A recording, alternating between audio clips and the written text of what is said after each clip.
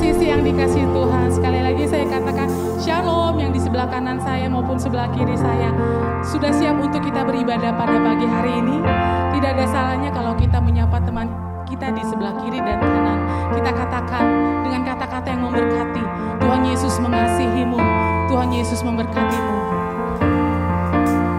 Kami siap Tuhan untuk beribadah pada pagi ini.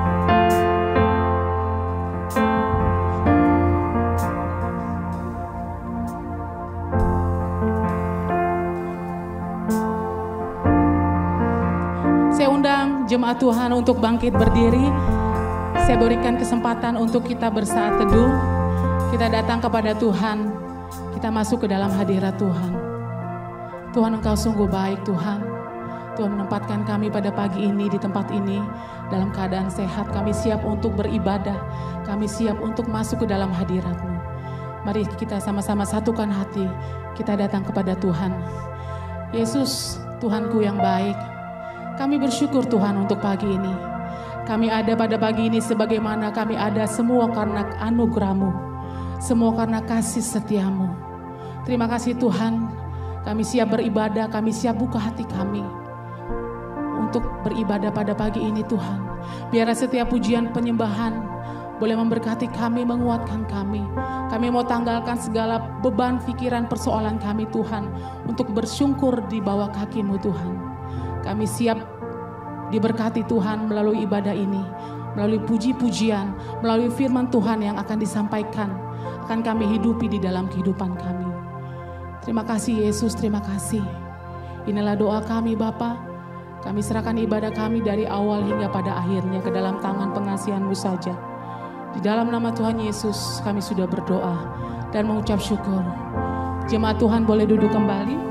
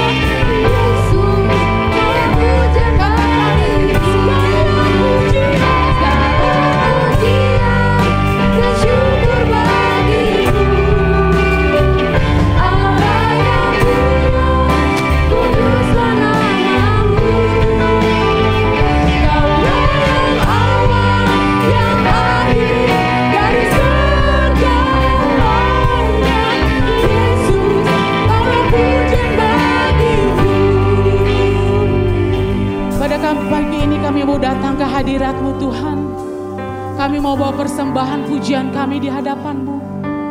Biarlah hidup kami pakai untuk memuliakan-Mu, menyembah Tuhan seumur hidup kami. Inilah pujian syukur kami Tuhan. Mari sama-sama katakan jemaat Tuhan. Segala pujian dan syukur bagi-Mu, Allah yang mulia, kuduslah nama-Mu. Kaulah yang awal, yang akhir dari segalanya. Yesus, Kaulah pujian. Mari katakan bersama, segala pujian dan syukur bagi-Mu, Allah yang mulia, kuduslah nama-Mu. Kaulah yang awal, yang akhir dari segalanya. Yesus, Kaulah pujian. Sekali lagi katakan, segala pujian. Kami mau naikkan syukur-Mu di hadapan Tuhan. Allah yang mulia, kuduslah nama-Mu. Kaulah yang awal, yang akhir dari segalanya. Yesus, Kaulah pujian bagi-Mu. Katakan, Kaulah yang awal, yang akhir dari segalanya. Yesus, Kaulah pujian bagi-Mu. Katakan, Yesus, Kaulah pujian. Yesus, Kaulah pujian bagiku. Katakan sekali lagi, Yesus. Yesus, Kaulah pujian bagiku. Puji nama Tuhan. Jemaat Tuhan boleh duduk kembali. God, we are so grateful. We are thank you, God. This is our prayer, God. Every nation, every people will see your glory. We will worship you this morning, Jesus. Mari jemaat Tuhan, sama-sama kita katakan. When the music starts,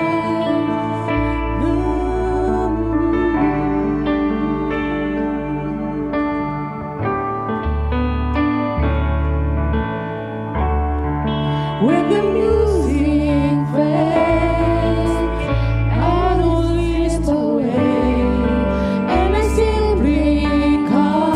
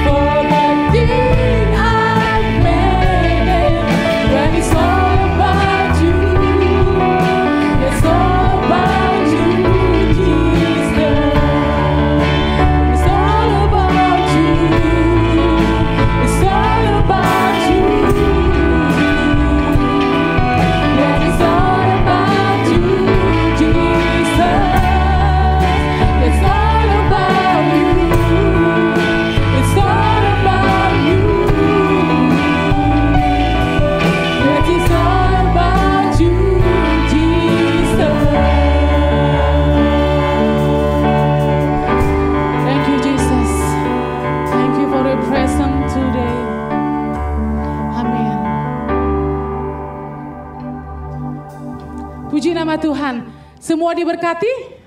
Amin.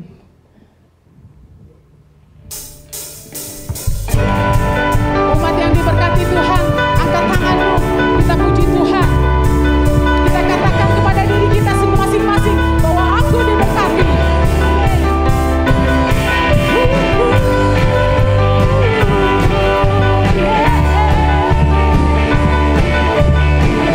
Kami terima dengan iman Tuhan, kami umat-Mu yang diberkati.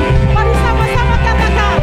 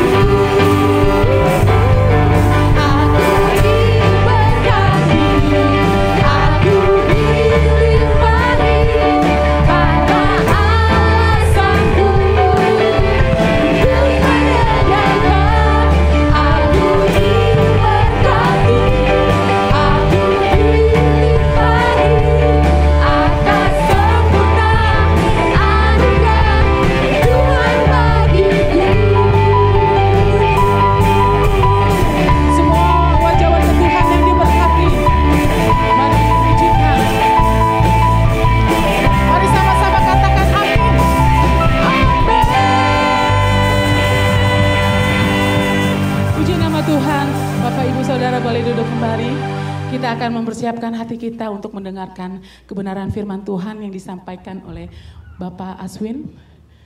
Kita siapkan hati kita. Tuhan, sampai akhir hidup kami ingin melayani Engkau Tuhan. Kami ingin mengenal Engkau lebih dalam lagi.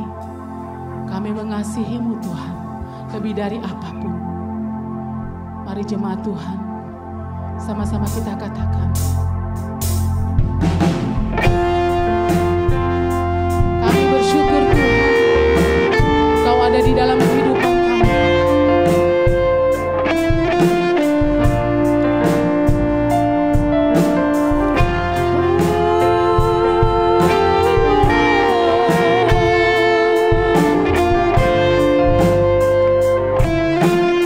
Mari jemaat Tuhan katakan, Bapa, Engkau mengenalku lebih dari siapapun. Engkau tahu ceritaku dan isi hatiku. Tak peduli masa lalu, Engkau tetap memilihku. Ubahkanku, sempurnakan jadi karya yang indah. Kini aku percaya tiada yang mustahil bagimu. Kuasa-Mu kuatkanku, dasarku berharap.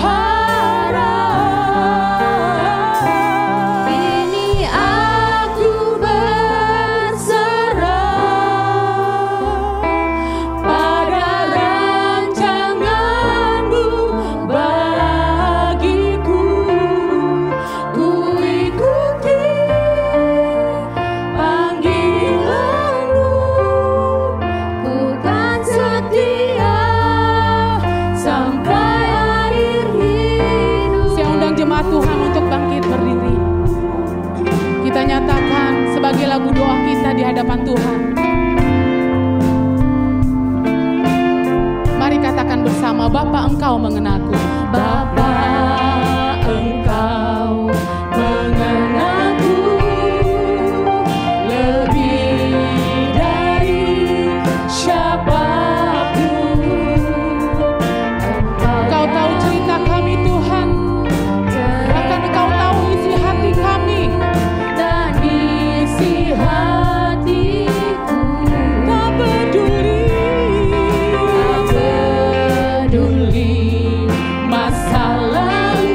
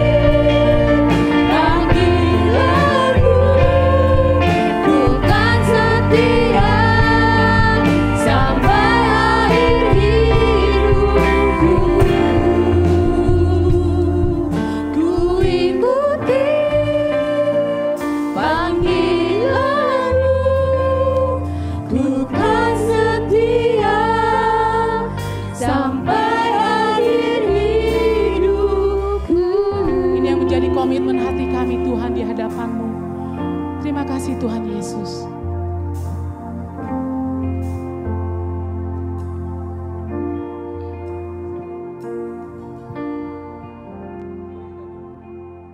Mari kita tundukkan kepala, kita berdoa sejenak. Bapa, kami mengucap syukur padamu untuk pagi hari ini Bapa. Bila Engkau sekali lagi memberikan kami kesehatan, kekuatan untuk kami memuji-mujimu pagi hari ini semua berkat yang berasal darimu dan anugerah yang berasal darimu Bapa. Dan kami bersuka cita dan kami bersyukur pada pagi hari ini mengerti bahwa tidak ada satupun, apapun itu kesehatan kami, kekuatan apapun yang kami miliki yang tidak berasal darimu Bapa. Oleh karena itu pagi hari ini, biarlah kiranya Roh Kudus-Mu membuka pikiran kami, membuka hati kami, sehingga kami bisa mengerti apa yang Kau ingin sampaikan kepada kami. Dan biarlah firman-Mu jatuh di tanah-tanah yang gembur, dan biarlah firman-Mu berbuah, bertumbuh, berbuah lebat, dan banyak orang diberkati melalui kehidupan kami, jemaat di TLCC. Hanya dalam nama Tuhan Yesus kami berdoa dan mengucap syukur. Mari kita semua yang percaya katakan haleluya, amin. Silakan duduk.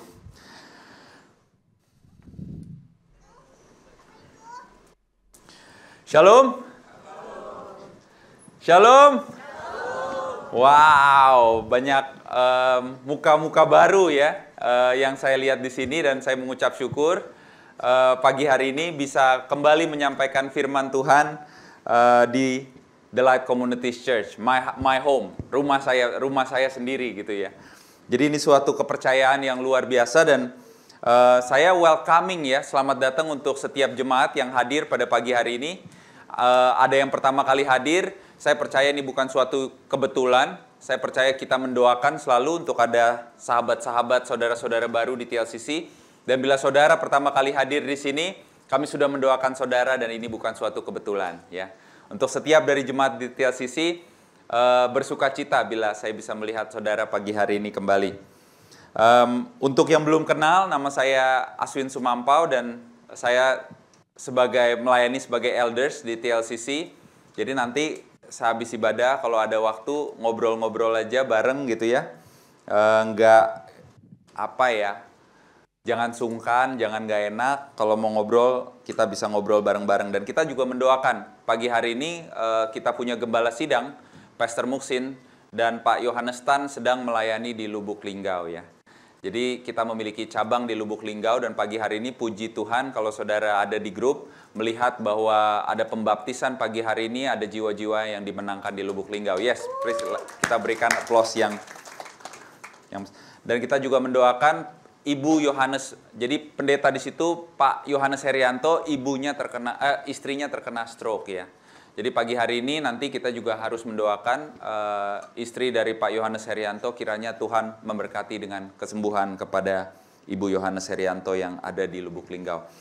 Oke, hari ini kita akan berbicara soal persembahan. Siapa yang semangat soal persembahan? Wah, semangat sekali ya kalau kita bicara soal persembahan ya. Siapa yang semangat soal persembahan? Ya, jadi kalau kita ngomong soal giving atau persembahan, terus terang ini menjadi topik yang sangat-sangat sensitif ya. Dan ini menjadi topik yang tidak begitu digemari. Karena terus terang, mungkin sekitar 15 atau 20 tahun lalu pada saat saya mulai percaya kepada Tuhan, dan saya datang ke sebuah gereja itu mega church dan begitu besar, dan saya mendengar khotbah soal persembahan. Sehabis saya mendengar khotbah soal persembahan itu, saya tidak pernah kembali lagi ke gereja itu. Karena pada waktu iman saya begitu kecil, saya melihat pada saat ada gereja yang mengkhotbahkan soal persembahan, kita mulai berpikir, wah ini cari duit doang nih. Ini gereja pasti cari duit gitu ya. Jadi akhirnya saya tidak pernah kembali lagi ke gereja itu. Dan pada hari ini, pada saat Pastor Muksin mempercayakan, Pak Aswin tolong membawakan khotbah, lalu dia memberikan ayat, ini menjadi suatu, seperti Tuhan itu, meledek gitu ya. Dulu kan kamu lari pada saat khotbah persembahan. Nah sekarang, coba khotbah soal persembahan gitu kira-kira ya. Jadi sebuah kayak roda kehidupan dulu kita sensitif terhadap khotbah-khotbah persembahan, tapi hari ini saya diberikan ayat dari firman Tuhan yang berbicara soal persembahan. Ya. Hari ini kita melihat ayat dari Maleakhi 3, saudara bisa buka, saya tidak ada slide pagi hari ini. Saya ingin saudara membuka Alkitab saudara dari Maleakhi 3. Maleakhi ada di akhir dari Perjanjian Lama. Untuk yang belum bisa melihat.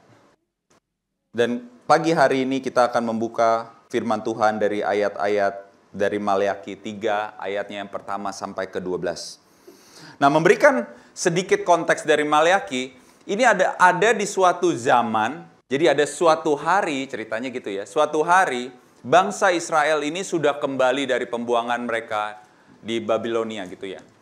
Jadi saat mereka sudah dikembalikan, mereka dibuang, lalu sekarang sudah kembali ke Yerusalem, dan mereka, bangsa Israel itu berada di Yerusalem pada waktu itu, kembali dari pembuangan, namun ternyata pembuangan yang Tuhan inginkan untuk mendidik bangsa Israel tidak terjadi. Bangsa Israel yang sama kembali dari pembuangan, tetap saja bangsa yang keras kepala dan tidak pernah sesungguhnya menyerahkan dirinya kepada Tuhan. Kira-kira seperti itu ya konteksnya ya. Dan ini menjadi peringatan sebenarnya kepada kita. Banyak kali pada waktu pencobaan datang kepada kita, pada waktu kita ada di dalam suatu pembuangan, nah saya akhir-akhir ini juga mengalami ya, banyak cobaan-cobaan di dalam kehidupan saya pribadi. Seringkali ini waktunya Tuhan sebenarnya ingin memberikan peringatan kepada kita. Ingin mendidik kita, ingin mengajar kita, tetapi seperti bangsa Israel, kita kembali dari pembuangan dan tidak pernah mempelajari satu hal pun. Ya. Jadi saya menekankan pada waktu pagi hari ini kita melihat Maleakhi 3 ini, kita mengambil tantangan ini. Untuk bagi kita di ruangan ini, saudara-saudara yang memang mungkin pada hari ini mengalami tantangan, mengalami kesulitan, ambil itu sebagai tantangan dari Tuhan. Ambil itu sebagai pelajaran dari Tuhan. Ambil itu sebagai didikan dari Tuhan. Dan harusnya kita kembali dari tantangan itu menjadi pribadi-pribadi yang lebih kuat. Amin? Amin ya. Amin? Ayo, lebih semangat ya. Nah, beberapa hal yang kita lihat dari 2 pasal pertama adalah bangsa Israel ini memiliki dosa-dosa, bukti-bukti bahwa mereka itu tidak mengikuti Tuhan secara tulus ya. Nah, beberapa hal yang mereka lakukan kalau kita lihat di 2 pasal pertama, kita akan melihat Maleakhi 3, tapi sebelumnya kalau kita lihat 2 pasal pertama, mereka itu mempersembahkan domba-domba yang cacat. Jadi mereka punya banyak domba, mereka pilih yang cacat dan itu yang dipersembahkan kepada Tuhan.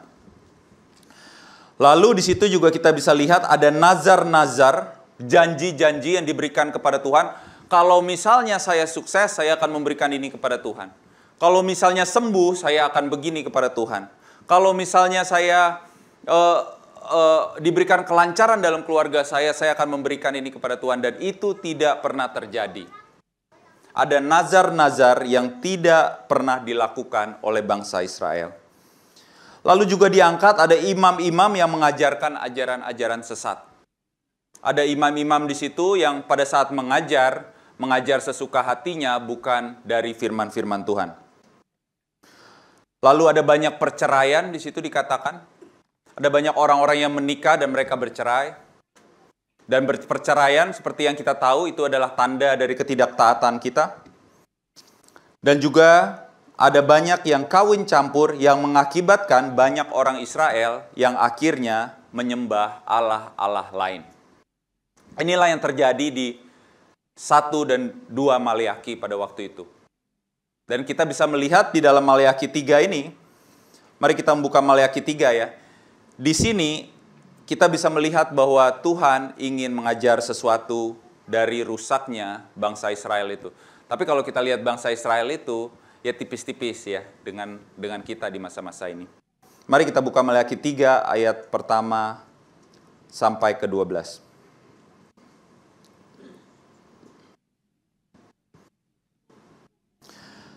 Saya akan membacakan ayat yang ganjil dan saudara bisa membacakan ayat yang genap dan kita akan melanjutkan sampai ayatnya yang ke-12.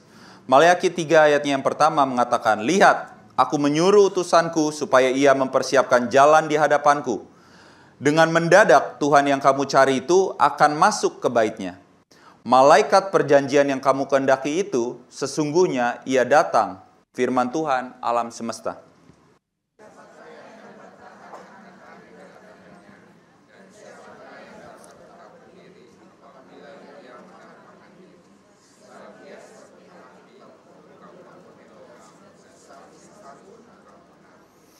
Ia akan duduk seperti orang yang memurnikan dan mentahirkan perak, dan ia mentahirkan orang Lewi, menyucikan mereka seperti emas dan seperti perak, supaya mereka menjadi orang-orang yang mempersembahkan korban yang benar kepada Tuhan.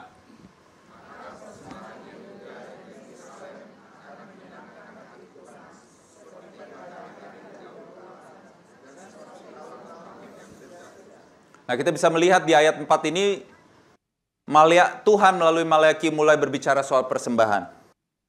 Di ayat yang kelima berkata, aku akan mendekati kamu untuk menghakimi dan akan segera menjadi saksi terhadap tukang-tukang sihir, orang-orang berzina, dan orang-orang yang bersumpah dusta, dan terhadap orang-orang yang menindas orang upahan, janda, dan anak yatim, anak piatu, dan yang mendesak ke samping orang asing dengan tidak takut kepadaku, firman Tuhan alam semesta.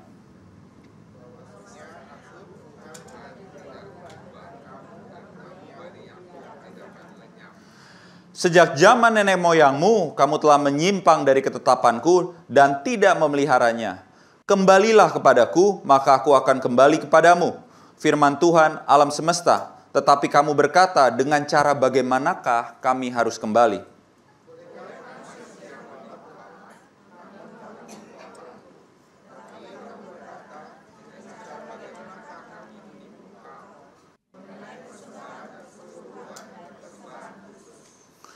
Kamu telah kena kutuk, tetapi kamu masih menipu aku.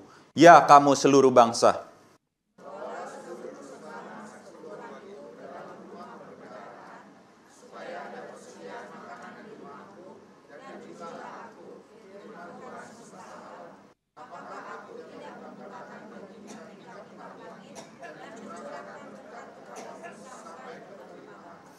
Aku akan menghardik bagimu belalang pelahap, supaya jangan dihabisinya hasil tanahmu, dan supaya jangan pohon anggur di padang tidak berbuah bagimu. Firman Tuhan alam semesta.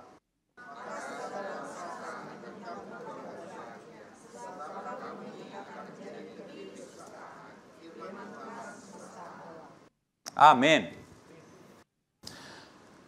Kalau kita lihat di dalam 12 ayat dari Maleaki 3 ini, kita bisa melihat Tuhan awalnya seperti seperti memberikan peringatan, lalu Tuhan memberikan penjelasan, dan yang terakhir Tuhan memberikan tantangan. Jadi pada pagi hari ini saya ingin menjelaskan satu persatu kira-kira apa peringatan yang Tuhan berikan kepada kita, dan penjelasan seperti apa yang Tuhan harapkan, dan juga tantangan di akhir dari firman Tuhan pagi hari ini. Kita akan memberikan tantangan yang diucapkan oleh Maleaki pada waktu itu dan diucapkan kepada kita semua pada hari ini. Yang pertama, kalau kita melihat peringatan, kita melihat dalam ayatnya yang pertama sampai kelima. Di situ apabila kita melihat, lihat aku menyuruh utusanku supaya ia mempersiapkan jalan di hadapanku. Pada saat kita melihat mempersiapkan jalan, maka kita mengingat firman-firman Tuhan tentang Yohanes Pembaptis, di mana dia mempersiapkan jalan untuk Tuhan Yesus. Tapi apabila kita melihat ayat-ayat selanjutnya, sampai ayat kelima dikatakan, aku akan mendekati kamu untuk menghakimi dan akan segera menjadi saksi terhadap tukang-tukang sihir dan lain-lain. Itu melihat kedatangan Yesus yang kedua kali, di mana dia akan datang sebagai hakim. Ya. Oleh karena itu, sebagai pendahuluan ini seperti kita diingatkan bahwa akan ada, memang sudah ada saatnya di mana Tuhan Yesus datang untuk mengajar kita, tapi akan ada saatnya di mana Tuhan Yesus akan datang untuk kedua kali sebagai seorang hakim, dan kita harus dihakimi. Maksudnya apa? Nah, maksudnya adalah ingatlah kepada pengharapan kita kepada Tuhan Yesus. Jadi Maleaki ingin mengajar bangsa Israel, ayo, Ingat, kita harus memiliki pengharapan kepada Tuhan Yesus. Ya. Kalau kita tidak memiliki pengharapan kepada Tuhan Yesus, maka sangat sulit untuk kita diberikan penjelasan dan diberikan tantangan kelanjutannya. Seperti itu ya. Oleh karena itu kalau kita melihat di dalam 1 Tesalonika, kalau kita bisa melihat 1 Tesalonika 2-3, saya akan coba mengutip 1 Tesalonika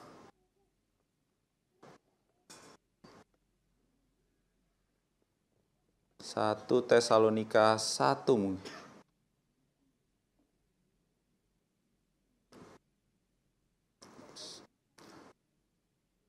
Ya, kalau kita melihat 1 Tesalonika 1 ayatnya yang kedua dan ketiga, di situ dikatakan, ini Paulus kepada jemaat di Tesalonika, kami selalu mengucap syukur kepada Allah karena kamu semua dan menyebut kamu dalam doa kami, sebab kami selalu mengingat pekerjaan imanmu, usaha kasihmu, dan ketekunan pengharapanmu kepada Tuhan kita Yesus Kristus di hadapan Allah dan Bapa kita. Jadi Paulus mengucap syukur kepada jemaat di Tesalonika, kenapa? Karena jemaat di Tesalonika itu memiliki suatu pengharapan yang besar kepada Tuhan Yesus. Nah, bagaimana dengan kita di ruangan ini? Saudara-saudara, apakah kita sungguh-sungguh memiliki pengharapan kepada Tuhan Yesus? Nah, sebelum dia berbicara soal persembahan, di ayat 4, sebelum dia melanjutkan berbicara soal perpuluhan dan persembahan, dia berkata, bagaimana pengharapan kita kepada Tuhan Yesus? Itu dulu. Sebelum kita berbicara soal persembahan, apakah kita sungguh-sungguh memiliki iman dan pengharapan kepada Tuhan Yesus? Jadi Maleaki ingin memberikan kita suatu peringatan. Coba cek dulu iman kita. Sungguhkah kita punya iman sekuat itu kepada Tuhan Yesus? Bahwa dia akan datang dan dia akan datang untuk kedua kali lagi. Apakah kita sungguh-sungguh menyadari bahwa Tuhan Yesus akan datang menjadi hakim untuk kita semua? Maka apabila kita memiliki iman kepada Tuhan Yesus dan pengharapan kepada Tuhan Yesus, kita pun seperti di ayat 4, persembahan kita, kalau kita lihat di situ ya, maka persembahan Yehuda dan Yerusalem di ayat 4 akan menyenangkan hati Tuhan, seperti pada hari-hari dahulu. Persembahan yang diberikan dengan iman dan pengharapan kepada Tuhan Yesus menyenangkan hati Tuhan. Menyenangkan hati Tuhan. Itu yang Tuhan coba bicara kepada kita melalui Maleaki pada pagi hari ini. Jadi sebelum kita melanjutkan kepada penjelasan dan juga tantangan, kita harus mencoba mengintrospeksi kepada diri kita, apakah kita sungguh-sungguh memiliki iman yang kuat kepada Tuhan Yesus. Apabila kita sudah mengerti, maka yang kedua, Maleaki mencoba memberikan penjelasan pada waktu itu. Tuhan melalui Maleaki memberikan penjelasan di ayatnya ke-6 dan ke-9, kalau kita lihat, bahwasannya aku, Tuhan, tidak pernah berubah. Dia tidak pernah berubah. Banyak orang yang merasa Tuhan itu berubah, dulu itu seperti apa, sekarang seperti apa, nantinya seperti apa gitu. Tapi di situ dikatakan bahwasannya aku Tuhan tidak berubah. Dan kamu Bani Yakub tidak akan lenyap. Dia memberikan suatu janji kepada setiap dari kita bahwa dia tidak pernah berubah. Amin? Dia tidak pernah berubah. Sejak zaman nenek moyangmu, kamu telah menyimpang dari ketetapanku dan tidak memeliharanya. Kembalilah kepadaku. Dari dulu kamu nggak taat kepadaku. Tapi aku tetap setia. Kalau kamu mau bertobat kapanpun, aku siap, kata Tuhan. Aku tidak pernah berubah. Dan di situ dikatakan, maka aku akan kembali kepadamu, tetapi kamu berkata dengan cara bagaimanakah kami harus kembali? Bolehkah manusia menipu Allah, namun kamu menipu aku? Tetapi kamu berkata dengan cara bagaimanakah kami menipu engkau? Mengenai persembahan persepuluhan dan persembahan khusus. Kamu telah kena kutuk, tetapi kamu masih menipu aku. Ya, kamu seluruh bangsa. Beberapa hal yang sering ditanyakan soal perjanjian lama dan perjanjian baru. Kalau kita melihat Alkitab kita ada perjanjian lama dan perjanjian baru, dan pada hari ini kita melihat perjanjian lama. Dan pada saat kita melihat perjanjian lama, di situ dikatakan persepuluhan, persembahan khusus, dan sebagainya. Dan orang-orang sering bertanya, apakah perjanjian lama dan perjanjian baru itu berbeda? Tuhannya berbeda. Apakah hukum Taurat itu masih berlaku di dalam masa perjanjian baru seperti kita pada hari ini? Apakah hukum Taurat masih berlaku? Ada yang bisa menjawab? Yes? Apakah hukum Taurat masih berlaku? Yang merasa hukum Taurat masih berlaku, coba angkat tangan. Oke. Beberapa ya. Yang merasa hukum Taurat tidak berlaku, angkat tangan. Bingung ya. Nah, ini seringkali menjadi pertanyaan ya. Karena kalau kita melihat persepuluhan, memang tidak ada kata persepuluhan di dalam perjanjian baru. Ini menjadi suatu pertanyaan pada saat kita berbicara bukan hanya soal persembahan, tetapi banyak hal. Apakah hukum Taurat itu masih berlaku terhadap anak-anak Tuhan di tahun 2025? Itu kan yang menjadi pertanyaan ya. Dan di situ dikatakan, Tuhan tidak pernah berubah. Nah, kalau untuk setiap dari kita yang mengerti Alkitab, kita mengerti bahwa sebenarnya persepuluhan itu ada sebelum adanya hukum Taurat. Pada waktu itu, pada saat Abraham menyelamatkan Lot, dia memberikan persepuluhan kepada Melkisedek pada waktu itu. Oleh karena itu, kita melihat bahwa Tuhan kita adalah Tuhan yang tidak pernah berubah. Dari awal penciptaan sampai sekarang dia tidak pernah berubah. Dan dia menginginkan anak-anaknya selalu taat. Ada hukum Taurat, tidak ada hukum Taurat, Tuhan kita tidak pernah berubah. Dalam hukum Taurat memang bangsa Israel diharuskan memberi persepuluhan. Maka kita tahu dalam gereja perjanjian baru pun, walaupun tidak ada persepuluhan di dalam kalimat, di dalam ayat-ayat perjanjian baru, tapi kita diminta untuk memberikan yang terbaik kepada Tuhan. Amin.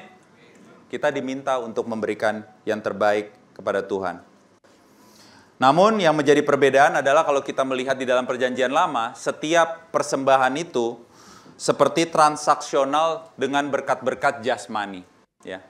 Kalau kita melihat di perjanjian lama itu, kalau kita memberikan maka hasil panen kita baik gitu ya. Tuhan memberkati kita. Tapi kalau kita lihat di dalam perjanjian baru pada khususnya,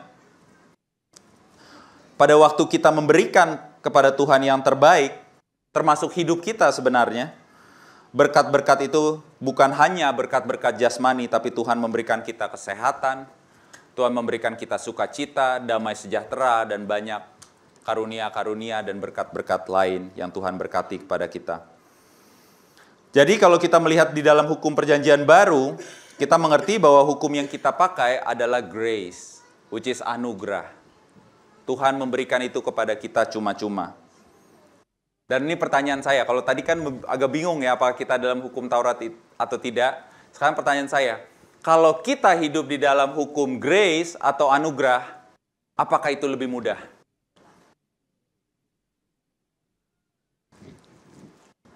Yang merasa hidup dalam hukum anugerah lebih mudah, angkat tangan daripada hukum Taurat. Grace. Easier or harder than hukum Taurat? Easier? Oke. Siapa yang bilang lebih sulit? Siapa yang bilang lebih sulit? Grace lebih sulit daripada hukum Taurat. Ada ya? Nah saudara, hidup dalam anugerah, itu artinya kita mengerti bahwa kita itu sebenarnya, kalau dahulu itu kita mengikuti hukum Taurat, harus A, harus B, harus C, harus D. Di dalam hukum grace, kita sebenarnya harus mengakui bahwa kita sudah dibeli dan dibayar lunas oleh Tuhan. Oleh karena itu di dalam Alkitab dikatakan hidup kita bukan milik kita lagi. Apakah lebih mudah? Enggak lebih mudah, saudara. Jadi kalau kita punya kesehatan, apakah kesehatan itu milik kita? Kalau kesehatan itu milik Tuhan, apakah kita akan menjaga diri kita? Kalau kita tahu kesehatan kita milik Tuhan, kita harus olahraga kira-kira enggak? Makan kita seperti apa? Ya kan? Apakah boleh kita merokok? Hidup kita punya Tuhan nih. Bukan punya kita lagi. Kalau kita punya uang, kira-kira beda ya. Kalau uang itu milik kita, kita boleh beli apapun yang kita mau, betul ya? Tapi kalau duit itu titipan, pasti kita lebih ragu-ragu untuk makainya, benar nggak? Misalnya bilang, Aswin, saya titip duit ya, tolong diinvestasikan. Pasti saya hati-hati karena satu hari saya akan ditagih oleh orang tersebut. Benar kan? Artinya, kalau hidup kita bukan milik kita lagi dan uang ini bukan milik kita lagi, harusnya kita lebih hati-hati dalam memakai keuangan kita. Amin? Nah, begitu juga dengan waktu kita. Pada waktu pagi hari, kita males, atau misalnya kita memakai waktu kita 6 jam di dalam sosial media setiap hari dan sebagainya. Apakah waktu itu punya kita atau waktu itu punya Tuhan? Kalau waktu itu punya Tuhan, berarti setiap pagi kita kan cek log. Cek log kan? Absen. Tuhan, waktu ini sekarang punya Tuhan. Nah, kalau kita malas-malesan, artinya kita korupsi kepada Tuhan. Benar nggak? Benar nggak? Waktu ini punya Tuhan loh. Kita kan kalau kerja itu kontrak kerja tuh. 8 jam harus produktif di dalam pekerjaan, benar nggak? Nah, kalau kita hidup kita sudah milik Tuhan, 24 jam waktu kita adalah punya Tuhan.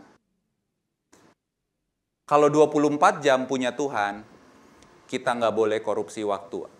Amin? Nah, apakah kehidupan dalam anugerah lebih mudah?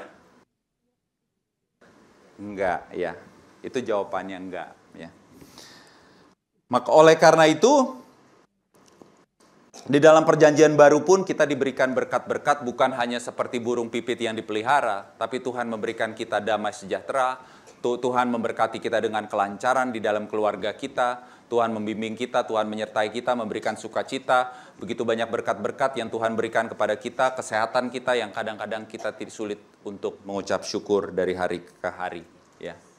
Tapi ada ininya ya, ada embel-embelnya. Tapi nanti tantangannya kita lihat ya.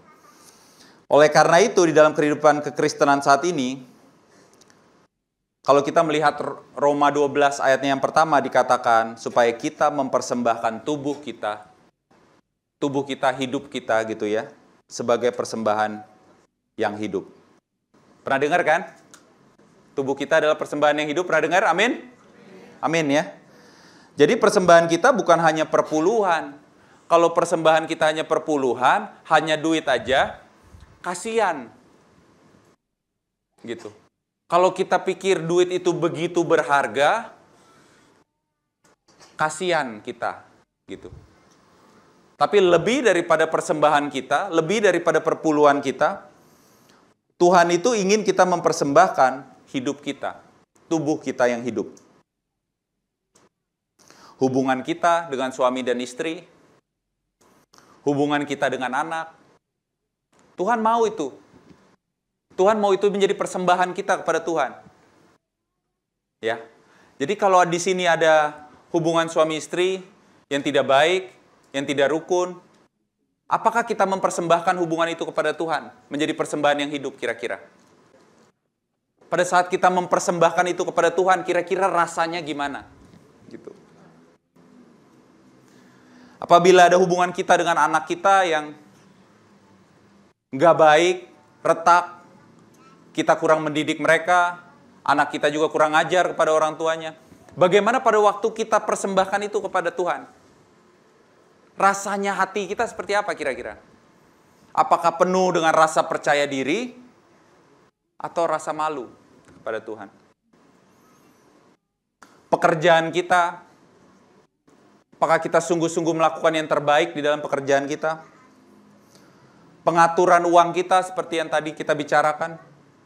Apakah kita sungguh-sungguh bisa membuat laporan keuangan kita lalu kita persembahkan kepada Tuhan? Dan gak malu dilihat sama Tuhan laporan keuangan kita? Atau jangan-jangan kita malu pada saat kita persembahkan kepada Tuhan karena kita begitu munafik di mata Tuhan?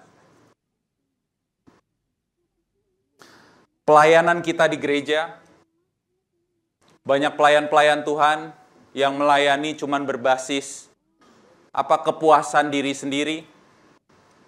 Merasa saya hebat kalau melayani, merasa melayani itu suatu keharusan. Apakah memang sungguh kecintaan kita kepada Tuhan, akhirnya kita melayani Tuhan? Dan kita persembahkan itu kepada Tuhan, dan kita tidak malu mempersembahkan itu kepada Tuhan, walaupun pastinya banyak cacat di dalam pelayanan kita. Tapi hati kita sungguh-sungguh nyata bahwa ini adalah persembahan yang terbaik yang kita bisa berikan kepada Tuhan. Sekolah kita, kalau memang kita sudah ditebus oleh Tuhan, malu nggak sih kita bawa rapot kita kepada Tuhan? Tuhan, ini rapot saya nih Tuhan. Tuhan lihat, ya kan? Tuhan bilang, ya aku juga tahu lu kemarin ngapain gitu kan. Pada saat kita memberikan rapot kita kepada Tuhan, malu nggak sih kira-kira? Dan segalanya di dalam kehidupan kita tidak terkecuali, apapun itu. Jadi sangat sedih kalau misalnya anak-anak Tuhan itu kecewa hanya masalah duit.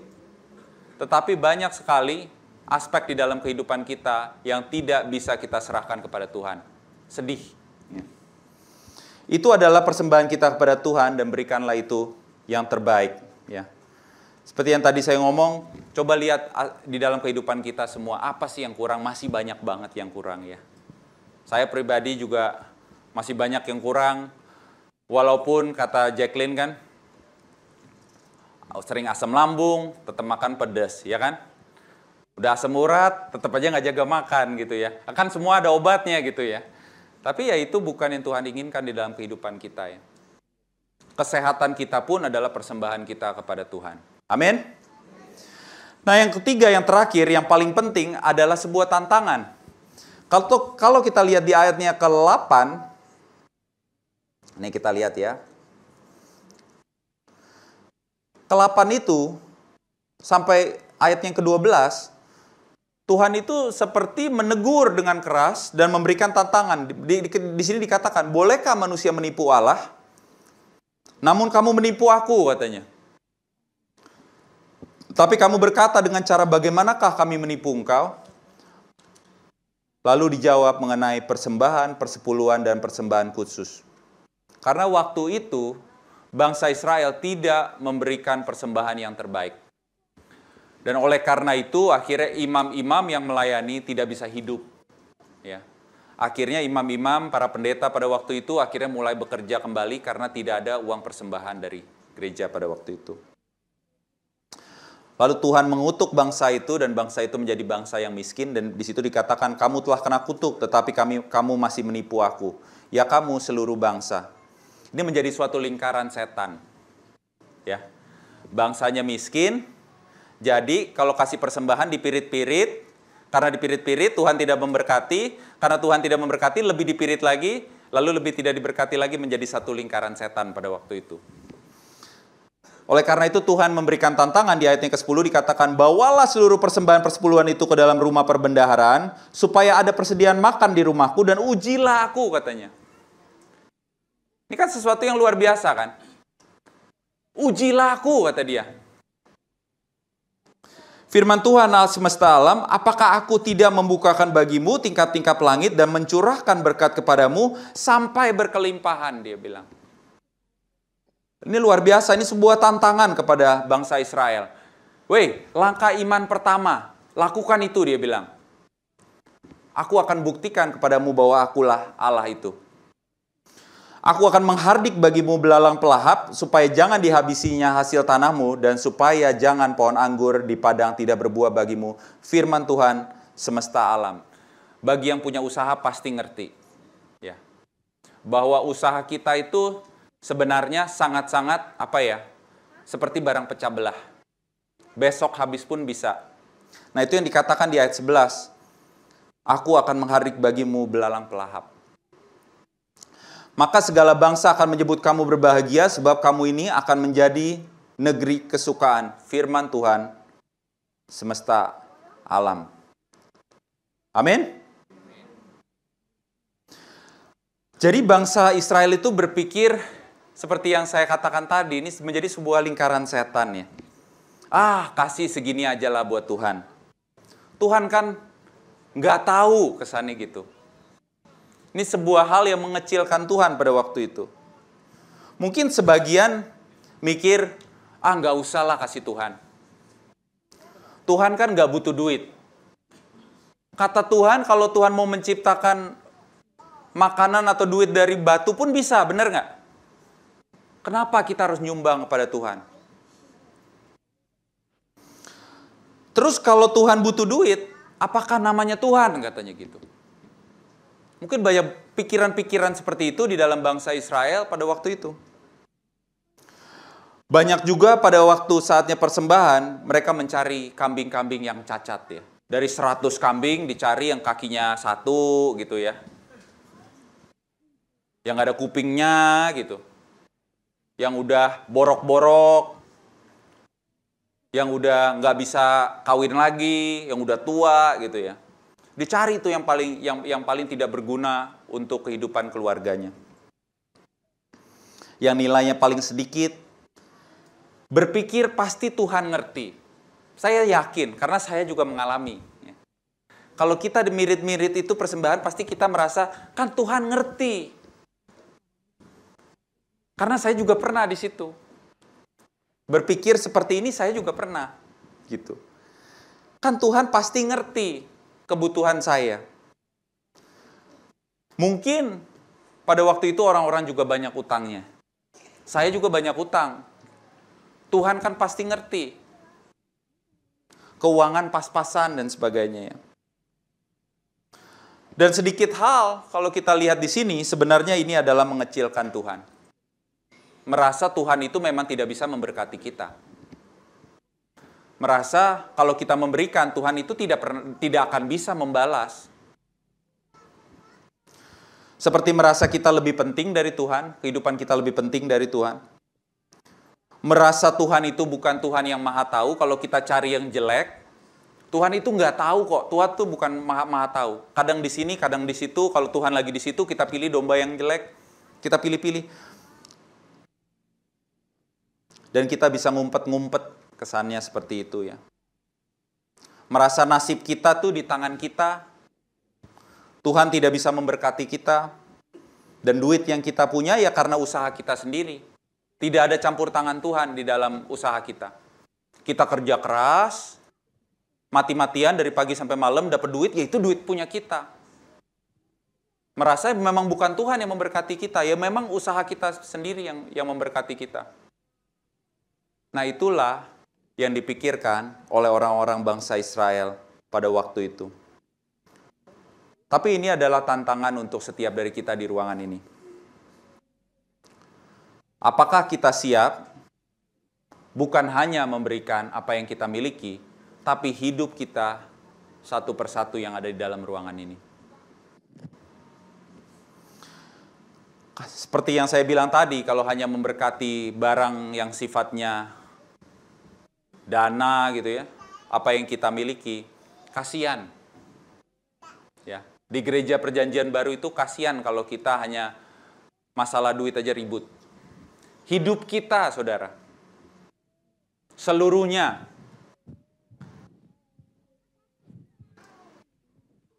itu yang Tuhan inginkan di dalam kehidupan kita. Apa kita siap memberikan waktu kita? Ya. Kadang-kadang hari Minggu, 1 hari ke gereja 2 jam aja susahnya bukan main, ya kan? 2 jam doang, 1 minggu. Lalu kita berharapkan berkat dari Tuhan, dan Tuhan bilang, "Woi, 2 jam aja susah. Kira-kira berkat apa yang kamu mau dari aku?" Kan gitu. Kadang-kadang disuruh baca Alkitab, satu pasal itu berapa menit sih kira-kira? 15 menit? 10 menit? Kalau satu hari 24 jam, Tuhan minta 10 menit untuk baca aja susah, lalu kita berdoa untuk berkat, sangat sulit. Tuhan bilang, loh bukan begitu caranya. 10 menit aja susah. Kalau 10 menit aja susah, ya udah deh nggak usah satu pasal. 5 ayat. Bisa nggak 5 ayat? Tuhan tungguin, pantengin 1 tahun. Seminggu, 2 minggu, gugur. Tuhan bilang, ya udah berkatmu 1 minggu, 2 minggu juga gugur.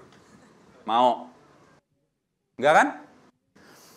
Nah itulah kadang-kadang kalau kita memberikan, paling gampang itu memberikan uang ya. Masuk, selesai. Ya kan? Tuhan bilang, baca Alkitab 1 tahun, 1 pasal. Setengah mati saudara. Susah banget. Ya kan? Nah banyak orang merasa kayak ya persembahan udah cukup.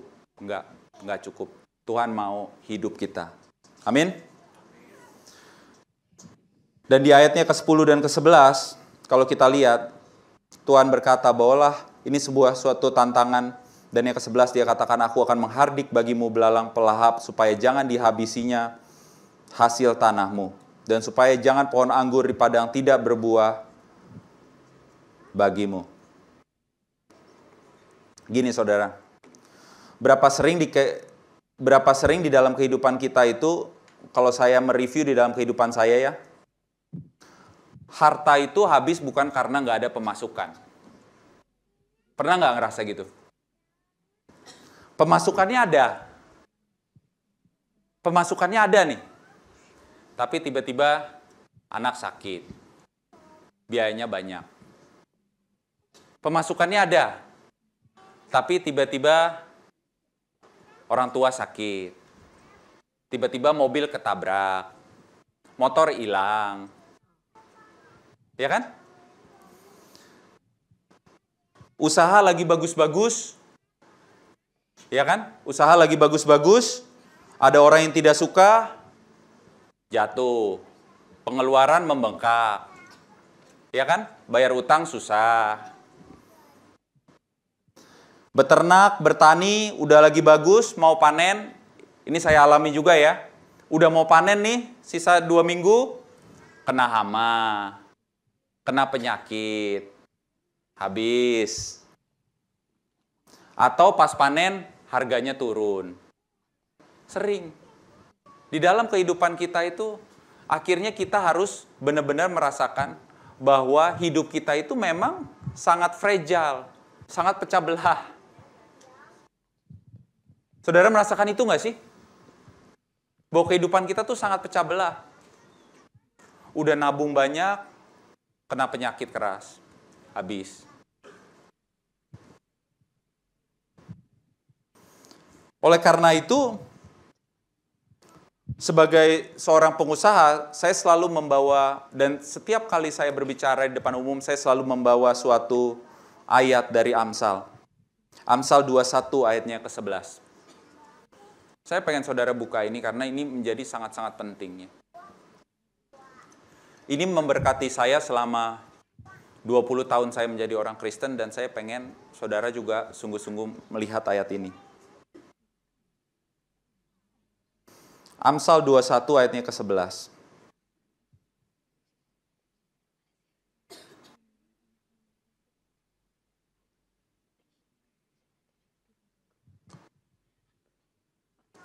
Sorry.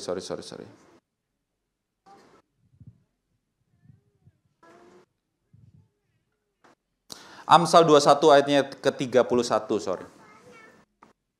Amsal 21 ayatnya ke-31. Yang sudah ketemu katakan amin. Amin ya. Ayo kita baca bareng-bareng. 3, 2, 1.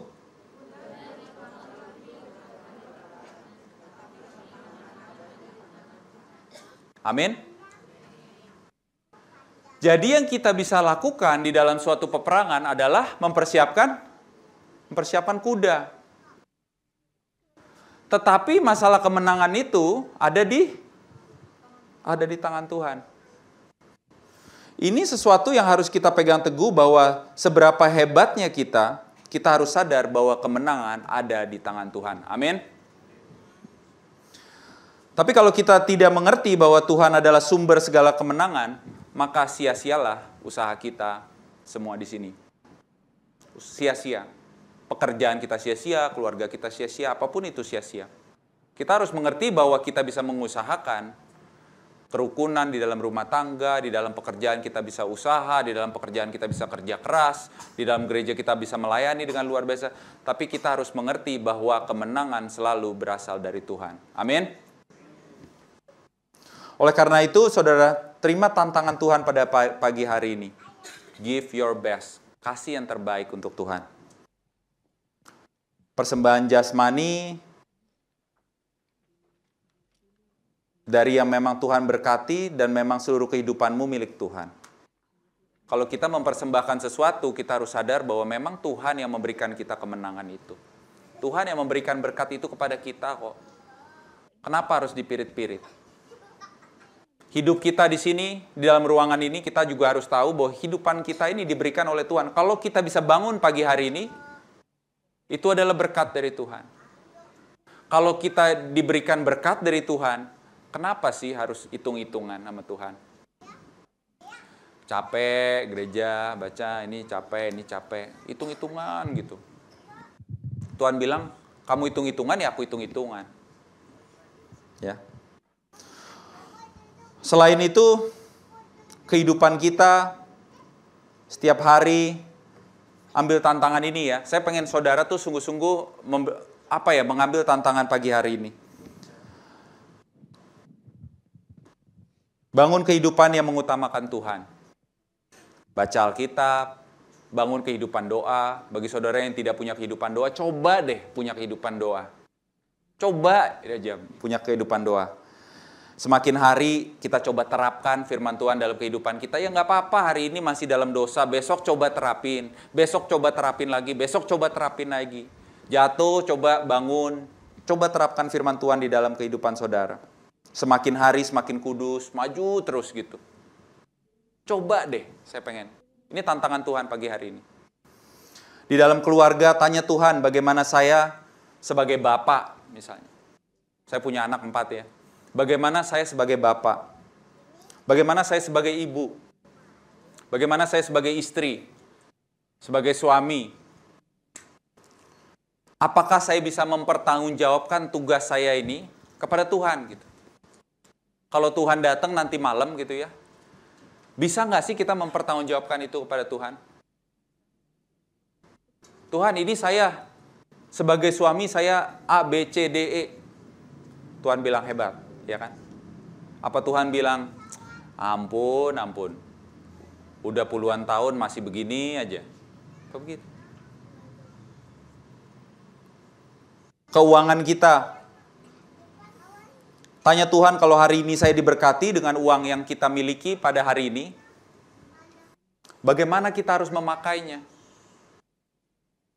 Bagaimana memegang uang yang dipercaya oleh Tuhan, yang bukan milik kita tuh harusnya seperti apa sih kira-kira? Waktu kita, bangun kehidupan kita, kebiasaan ibadah, bangun kehidupan pelayanan, bukan karena orang lain, tapi karena memang itu wajar kecintaan kita kepada Tuhan. Bukan sesuatu, melayani itu bukan sesuatu yang gak wajar. Kita harus mengerti itu. Dan rasa hormat kita kepada Dia yang memang sanggup memberikan dan menarik kapanpun Dia mau. Dan saya selalu menantang, untuk ini saya akan mengakhiri khotbah, tapi saya selalu menantang. Saya selalu menantang kepada setiap orang yang ada di sekitar saya. Saya bilang begini, coba tes, ini suara saya, satu ya. Tes, oke, saya selalu bilang, coba serahkan hidupmu seperti hari ini ya, sebagai persembahan yang hidup kepada Tuhan. 6 bulan aja cobain, saya bilang. Kan susah ya, orang bilang sama saya, Win, gimana sih misalnya cara memiliki suatu kehidupan yang bisa disertai, dipimpin, dan diberkati oleh Tuhan. Saya bilang, coba serahkan hidupmu kepada Tuhan 6 bulan aja. 6 bulan baca Alkitab setiap hari, bangun kehidupan doa, dan coba terapkan firman Tuhan dalam hidupmu. 6 bulan aja. Saya pernah bercanda dengan teman saya, dan teman saya bilang begini, gimana kalau seminggu aja? Saya bilang, lah kita di dalam perusahaan, kalau sewa konsultan marketing, ya, itu kita harus terapkan program dia selama 6 bulan sampai 1 tahun, baru kita bisa lihat hasilnya, betul nggak? Nah kalau ikut Tuhan, seminggu mau dapat apa? Nggak ada yang instan. Maka saya selalu bilang, coba 6 bulan aja, atau 1 tahun kalau saudara kuat. Coba bangun hubungan kepada Tuhan. Maka Tuhan bilang pada jemaat melalui Maleaki pada waktu itu, ujilah aku.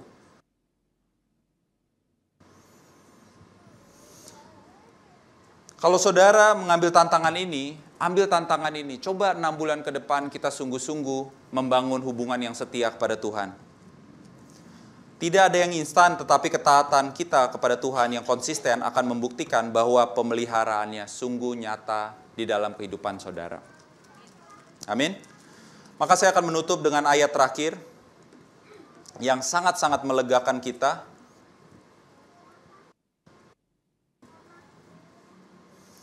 Dikatakan, aku akan membukakan bagimu tingkap-tingkap langit dan mencurahkan berkat kepadamu sampai berkelimpahan. Aku akan menghardik bagimu belalang-belalang pelahap, supaya jangan dihabisinya hasil tanahmu, dan supaya jangan pohon anggur di padang tidak berbuah bagimu, firman Tuhan semesta alam. Dan saudara akan melihat ayat 12, segala bangsa, semua orang akan menyebut kamu berbahagia, sebab kamu ini akan menjadi negeri kesukaan firman Tuhan alam semesta. Mari kita berdoa. Bapa, kami mengucap syukur untuk firman-Mu pagi hari ini. Kami sadar, seringkali kami menjadi pribadi-pribadi yang mungkin hitung-hitungan tentang waktu kami, tentang kehidupan kami, tentang harta kami kepadamu Bapa. Dan pagi hari ini biarlah firman-Mu bukan hanya menjadi peringatan bagi kami, tapi biarlah masing-masing dari kami di ruangan ini mengambil tantangan baru di dalam kehidupan kami. Biarlah kamu selalu memberikan yang terbaik bagimu Bapa. Apapun yang itu kami miliki, kesehatan kami, kekuatan kami, keuangan kami, keluarga kami, pekerjaan kami, biarlah kami serahkan itu menjadi persembahan yang hidup yang terbaik kepadamu Bapa.